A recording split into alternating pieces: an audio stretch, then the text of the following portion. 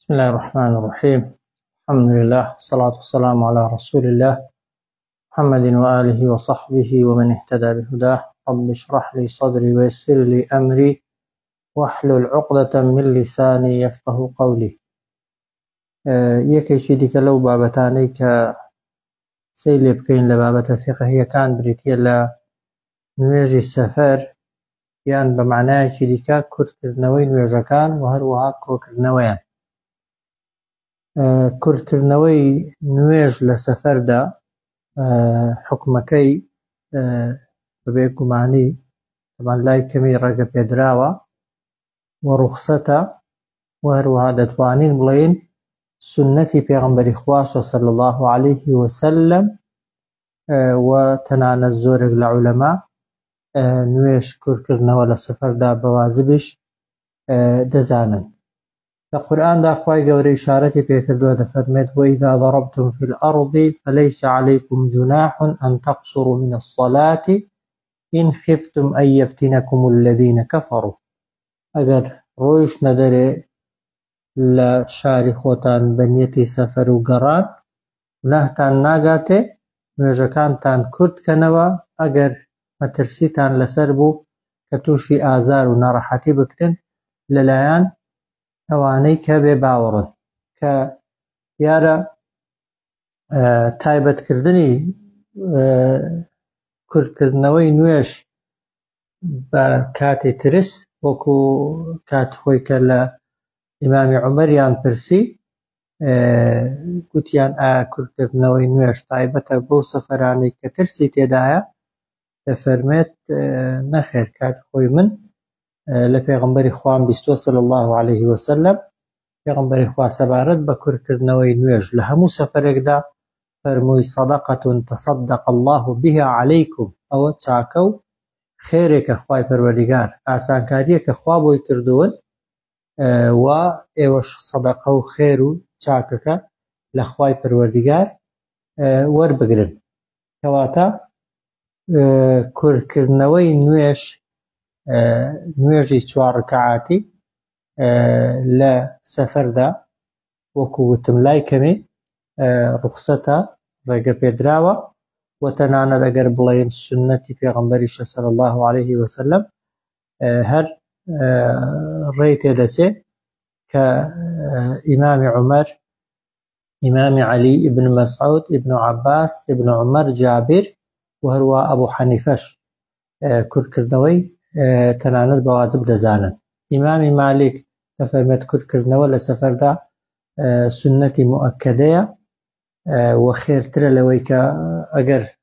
لە تەنیشت و نوێژەکە بێ بە جەماعەت نوێژەکەی تەواو کەن تۆش موسافیری دەفەرمێ تەنانەت ئەگەر بەتەنێ نوێژەکەی خۆت پێ و کورتی کەیەوە چاکترە لەوەی بچیت بە تەواوی نوێژەکەت بە جەماعەت بکەی. و تەنانەت هەر ئیمامی مالیک دەفەرمێ ناپەسەندە ئەو کەسەی لە سەفەرێدا بچێت لە دوای کەسێکەوە نوێژە بکە کە موقیمە، چونکە ئەگەر لە دوای نوێژە بکەی دەبێت بە تەواوی بیکەی، بەڵام ئەگەر بەتەنێ بیکەی بە کورتکراوەی دەیکەی دەفەرمێ کورتکراوەکە خێرترە. و هەروەها ئیمامی ئەحمەدی کوڕی حەنبەل و لە مەذهەبی ئیمامی ئەحمەددا دەفەرموون نوێژ کورتکردنەوە جائیزە، بەڵام لە تەواوکردن چاکترە. و هەروەها لای ئیمامی شافعیش بە هەمان شێوە کورتکردنەوە بە ڕوخسەت و دروست دەزانێت، بەڵام کورتکردنەوەی پێ باشترە لە تەواوکردن، بەڵام بەو مەرجەی ئەوە سەفەرەکە وەکو لە مەذهەبی ئیمامی شافعی داهاتوە بگاتە ئەو ئەندازەیە کە نوێژی تێدا کورت دەکرێتەوە. لەکوێ نوێژ کورتکەینەوە یا چ جۆرە سەفەرێک نوێژی تێدا کورت دەکرێتەوە؟ عولەما دەفەرموون لە ئاەتەکەیدا باسی سەفەر دەکە، باسی کورتی و درێژی ناکە، بۆیە دەڵێن هەر لە شار دەرچوونێک لە عورف و عادەتی خەڵکیدا پێی بگوترێ سەفەر دەکرێت ئاەتەکە بیگرێتەوە و ئەتۆ ببی بە موسافیر، و کە بووی بە موسافیر بۆ شتەیە نوێژەکەت کورتکەوێەوە. بەڵام سەبارەت بە کورتکردنەوەی نوێژ تەبەن ئاڕایی جۆرا و جۆر هەنە، زیاتر لە 20 بۆ چوونی جیاواز و 20 ئەندازەی جیاواز باز کراون لە فەرمودەکانی پێغەمبەری خوادا صلی الله عليه وسلم. لەوانە یحیای کوڕی زەید دەڵێ پرسیارم لە ئەنەسی کوڕی مالیک کرد سەبارەت بە کورتکردنەوەی نوێژ، فەرمووی كان النبي صلى الله عليه وسلم إذا خرج مسيرة 3 أميال أو فراسخ يصلي ركعتين. أنس دڵێ پێغەمبەری خوا صلی الله عليه وسلم ئەگەر لە مەدینەی ڕۆیش با دەرێ 3 میل یا 3 فەرسەخ نوێژە 4 ڕکعاتیەکانی دەکردن بە 2 ڕکعات، ومعلومیشە طبعا 3 میل دەکاتە 5 کیلۆمەتر و نیو، يعني 5541 متر دەکا، يعني 5 کیلۆمەتر کاتە بە پێی ئەو فەرمودەی پێغەمبەر صلی الله عليه وسلم هەر کاتێک گەیشتە جێگایەک یا چوویە شوێنێک کە لە شارەکەی خۆتەوە 5 کیلۆمەتر و نیو دوور بوو بۆتەیە نوێژ کورتکەیەوە. و لە هێندێکی دیکە لە عولەما دەفەرمۆن ئەگەر چوویە سەفەرێک 2 مەرحەلە بوو، 2 قۆناغ بوو، یعنی بە پێیان ئەگەر بڕۆی پێویستیت بەوە هەبوو 2 جار ئیسراحەت کەی و پشوو بدەی و بمێنیەوە. هێندێکی کە دەفەرمۆن ئەگەر 3 مەرحەلە بوو، 3 قۆناغ بوو. و هەروەها حەدیثمان هەیە لەسەرەوەی کە بەتایبەتی لە مەذهەبی ئیمامی شافعی کە دەفەرمێ 80 ئەوەندە کیلۆمەترە دەبێ ببێ، هێندێکیان دەفەرمۆن 20 کیلۆمەتر، 16 کیلۆمەتر، 100 کیلۆمەتر. لەسەر هەموو بۆچوونەکان فەرمودە هەن و فەرمودەکانی صحیحن. چۆن جەمعی فەرمودەکان کەین بەبێ گومانی ئەگەر سەیری فەرمودەکانی پێغەمبەری خوا بکەین صلی الله عليه وسلم و سەیری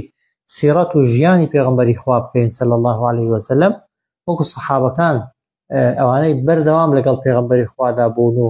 و لە زۆرینەی سەفەرەکاندا لەگەڵ پێغەمبەری خوادا بوون صلی الله عليه وسلم دەفەرمون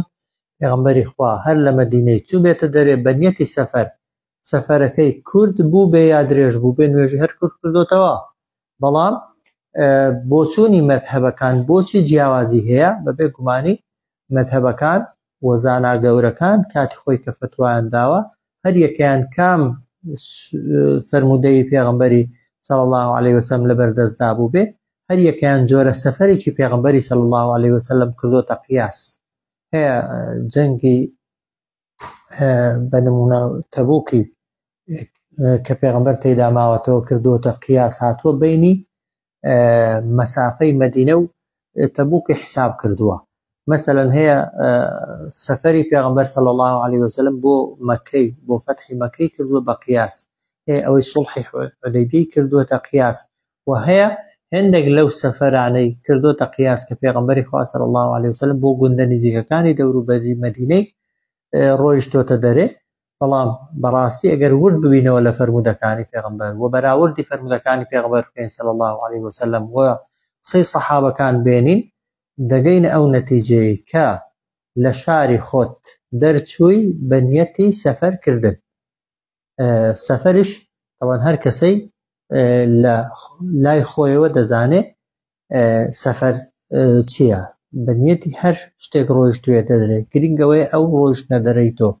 لە سنووری شارەوانیت پێی بگوترێ سەفەر و ناوەکەی سەفەر بێ و بە عورف بە سەفەر حساب بێ، بۆت هەیە لای کەمی نوێژەکانت 4 ڕکعاتیەکان پێی بە 2 ڕکعات و بە کورتکراوەیی بیان بکەی. کەواتە نەتیجە و ئەنجام ئەوەیە کە بەڵێ لە هەموو سەفەرێکدا ئەوەی بە عورف و عادەت پێی بگوترێ سەفەر دروستە نوێژی تێدا کورتکەینەوە و ئشکالێکی شەرعی تێدا نابینین. بەڵام دەکەوێتە سەر ئەوەی ئایا تەواوکردن یان کورتکردنەوە خێرترە. بەبێ گومانی لە سەفەردا ئەوەی کە دڵنیابی لەوەی کە پێی دەگوترێ سەفەر و تۆ بە نیەتی سەفەر چوێ دەرێ لە هەموو مەذهەبەکاندا ئەگەر ڕوخسەتیش بێت و ئەگەر سونەتیش بێ هەمیشە قەسر ئەجرەکەی و خێرەکەی زۆرترە لە تەواوکردن. هەرچەندە واجب ڕێی واجب بوونیشمان هەیە، بەڵام بەبێ گومانی ئەو ئەگەر بڵێن سونەتە یا ڕوخسەتە ڕێی زیاتر تێدەچێت، چونکە ئەگەر کەسێک حەزی لێ نەبوو لە سەفەردا قەسرکە ناتوانێت بڵێ نوێژەکەی دروست نییە، بەڵام بەبێ گومانی قەسر خێرەکەی زۆرترە. لەکوێ قەسر دەست پێ دەکات و کەی دەستی دەست بە قەسرکردنەوەی دەکرێت. هێندێک لە عولەما دەفەرمون هەر کاتێک سنووری شارەوانی خۆت تێپەڕات، ئەو شوێنەی تۆ لی نیشتەجێی، ئەو گوندەی ئەتۆ لێدای، ئەگەر ناحیەیە، ئەگەر شارە، ئەگەر لادەیە، لەکوێ بە عورفی منتیقەی بە گوندەکەی تۆ حیسابە، لەکوێ بە شارەکەی تۆ حیسابە، ئاودی و بووی بۆ شارێکی دیکە، بۆ گوندێکی دیکە، تۆ بە مسافر حسابی بۆت هەیە قەسری تێدا بکەی. بە تایبەتی ئێستا ئەو شوێنانەی شارەوانیان هەیە لەکوێ دەگوترێ وەلحاصڵ سنووری شارەوانی، لە سنووری شارەوانیەکەی خۆت چوێ دەرێ بە نیەتی سەفەر دەکرێت دەست بکەیت بە کورتکردنەوەی نوێژەکان کە معلومە تەمان لە شاری خۆتدا تا ئەو کاتەی لە شاری خۆتدابی ناتوانانی نوێژی کورت بکەیەوە، بەڵام ئەگە سنووری شارەوانی خۆت بەجێهێشت لەوێ نوێژێکی دیکە بوو و کاتی نوێژێکی دیکە هات دەتوانی نوێژەکەت بە کورتکراوەی بکەیت. ئەیکەی تەمان نوێژەکە تەواو دەکەی یان مسافر بۆی هەیە چەندین نوێژی کورت کاتەوە، عولەما دەفەرمون، زۆرینەی عولەما دەفەرمون هەتا ئەو کاتەی لە سەفەر دابی و لە شوێنەکە بڕیاری نیشتەجێبوون و مانەوەت نەدابێ، بۆت هەیە نوێژەکانت بە کورتکراوەیی بکەیت. و ڕێیەکی دیکەشمان هەیە کە دەفەرمون تەنها 4 ڕۆژ لە شارێک دەتوانی نوێژەکانت بە قەسر بە کورتی بکەی، ئەگەر لە 4 ڕۆژی زیاتر مایەوە دەبێت نوێژەکانت ئەو کاتە تەواوکەی و تەنها تا 3 ڕۆژ پێت دەگوترێ مسافر. بەڵام دیسان لەو بابەتەشدا ئەگەر سەیری فەرمودەکانی پێغەمبەری خوا بکەین صلی الله علیه وسلم و سەیری سەحابەکانی پێغەمبەری خوا بکەین کاتێک کە سەفەریان کردووە، دەگەینە ئەو نەتیجەی کە تۆ چوویە شارێکی بە نیەتی سەفەر، هەتا ئەو کاتەی نیەتی مانەوە دێنی لەو شوێنە، هەتا نیەتی نیشتەجێبوون دێنی لەو شوێنە، بۆ تێ نوێژەکانت کورت کەیەوە، مەسافەکەی کورت بێ یا درێژ بێ، چونکە لە ناو سەحابەی پێغەمبەری خوادا صلی الله علیه وسلم و خوا لە سەحابەکان ڕازی بێ هەیە 6 مانگ لە شوێنێک ماوەتەوە، بەڵام ئینتیزاری گەڕانەوەی کردووە، نوێژی کورت کردوتەوە. سەحابە هەیە ساڵێک لە شوێنێک ماوەتەوە، بەڵام نەبووتە نیشتەجێی شوێنەکە، چاوەڕوانی ئەوەی کردو ئیشەکانی تەواو ببن و بگەڕێتەوە، نوێژەکانی کورت کردوونەتەوە. و تەنانەت ئیبن عومەر کاتی خۆی کە هاتۆتە ئازربایجان و ئەوانە دەفەرمون 2 ساڵ و هەیە 7 مانگ نوێژەکانی بە کورتکراوەی کردوون. بۆیە لە بینی عولەمادا بە بێگومانی ئەوەی کە ئیشکالی تێدانێت تا 4 ڕۆژ لای کەمی بە هەموو مەذهبێک و بە هەموو ڕەئیەک دەتوانین نوێژەکانت کورتکەیەوە بۆ هەر شوێنێک چووی. دوای 4 ڕۆژەکەش 2 حاڵەتە، ئەگەر کاتی گەڕانەوەکە دیار نەبوو، چاوەڕێی تەوابوونی ئیشەکەت و یان دەرفەتت دەکرد بۆت بڕەخسە و بگەڕێەوە شارەکەی خۆت، بە بێگومانی مەسافەکەی هەر چەندێک بێ دەتوانی نوێژەکانت کورتکەیەوە. بەڵام بۆ کەسێک کە دەچێتە شارێک دەزانێ بە تەحدیدی چەندی لەوێ دەمێنێتەوە، بە دیاریکراوی چەندی لەوێ دەمێنێتەوە، بەرمونە دەوامی هەیە لەوێ یان وەزیفەیەکی هەیە، ئیشێکی پێسپێردراوە، دەزانێ ئیشەکە چەندی پێدەچێت، لەو حاڵەتانەدا تەنها 4 ڕۆژ لەوێ بە مسافر حسابی 4 ڕۆژ نوێژەکانت کورتکەوە. دواتر مادەم دەزانی چەند لەو شوێنەی دەمێنیەوە، نوێژەکانت بە تەواوی بکە وەک ئەوەی کە لە ماڵی خۆت نوێژەکان دەکەی. بابەتێکی دیکە بریتێ لەوەی لە نوێژی سونەت، ئایا نوێژی سونەت لە سەفەردا دەکرێ یا ناکرێ؟ جمهوری عولەما دەفەرمون دروستە و هیچ مەکروهیەتێکی تێدا نییە کاتێک کە لە سەفەردای نوێژەکانت کورت دەکەیەوە لەگەڵیدا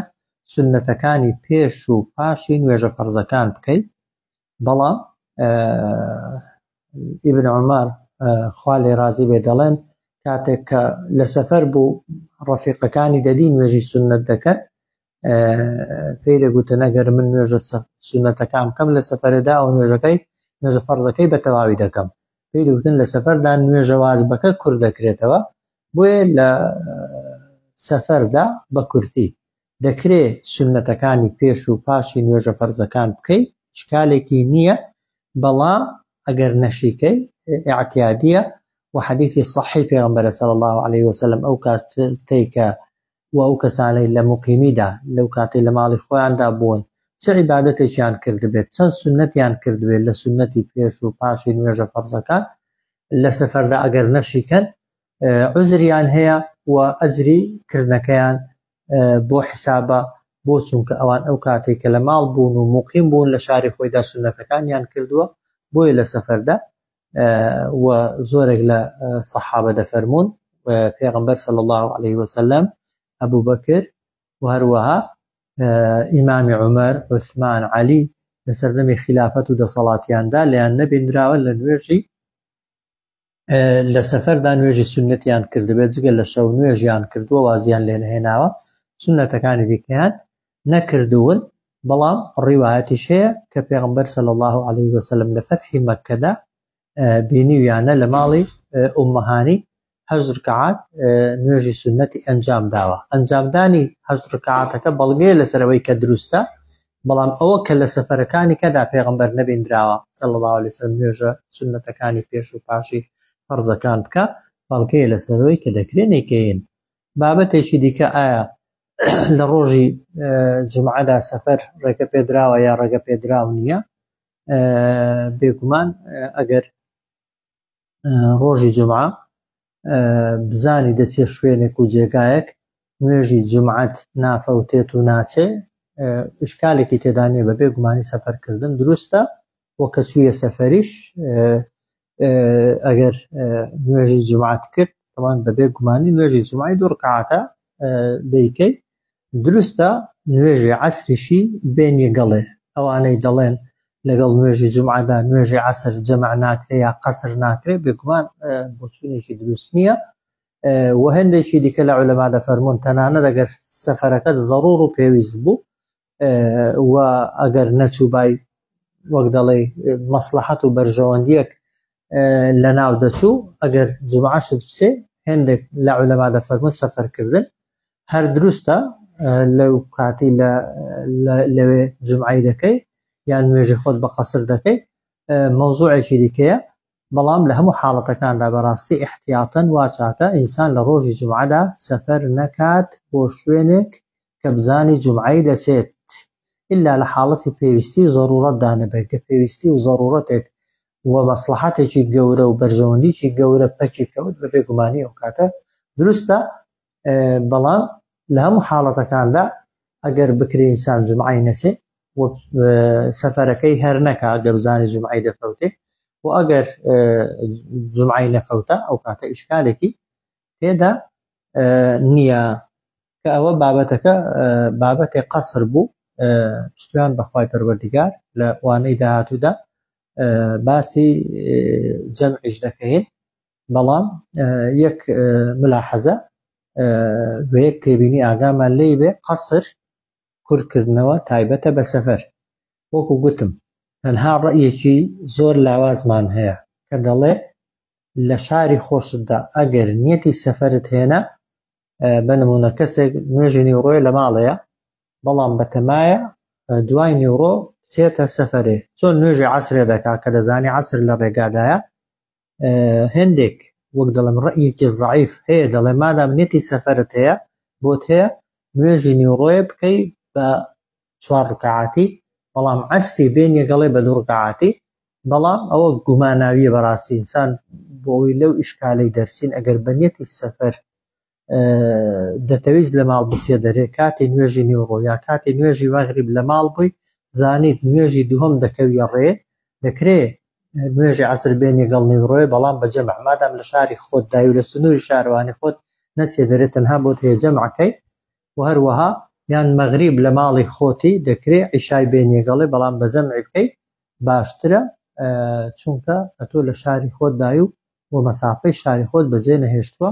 کە پشتیوان بەخوای گەورە لە دەرسی داهاتوودا باسی جەمع و بەیەکەوەکردنی نوێژەکان و ئەو ڕوخسەتانە باز دەکەین کە باز کراون بۆ کۆکردنەوەی نوێژەکان بەیەکەوە صلی الله على سيدنا محمد وعلى آله وصحبه أجمعين